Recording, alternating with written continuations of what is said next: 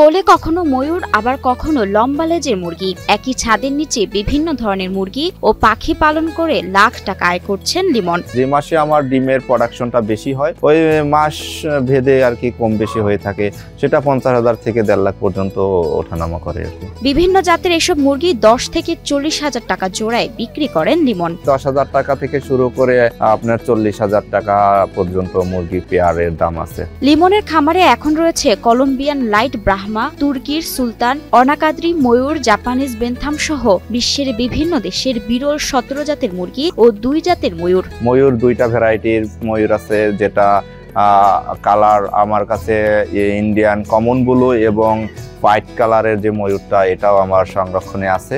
গাজীপুরের কালিয়াকৈর উপজেলার কালামপুর আদর্শপাড়ার 34 বছর বয়সী তরুণ লিমন প্রথম দেখায় তার খামারের সুঠাম দেহের রঙিন প্রাণীগুলোকে অনেকেই পাখি মনে করেন, সেগুলো আসলে বিদেশি নানা জাতের শৌখিন মুরগি। আমার এখানে এখন মূলত বেশ কিছু শৌখিন জাতের মুরগি আছে এবং বেশ কিছু পাখি আইটেম আছে, যার ভিতরে যদি উল্লেখযোগ্য কয়েকটা মুরগির নাম বলি, কলম্বিয়ান লাইট ব্রাহ্মা, কলম্বিয়ান বাব ব্রাহ্মা এবং জাপানিজ বেন্থাম, বুটেন বেন্থাম, মিলি, রেড মিলি, তারপরে তামিলের আসিল ফাইটার। শখের বশে 2014 সালে মাত্র 5,000 টাকা বিনিয়োগে 2 জোড়া কেদারনাথ ও টার্কি মুরগি পালন শুরু করেছিলেন তিনি। আজ লিমন সেই ছোট্ট উদ্যোগকে লাখ টাকার সফল ব্যবসায় রূপ দিয়েছেন।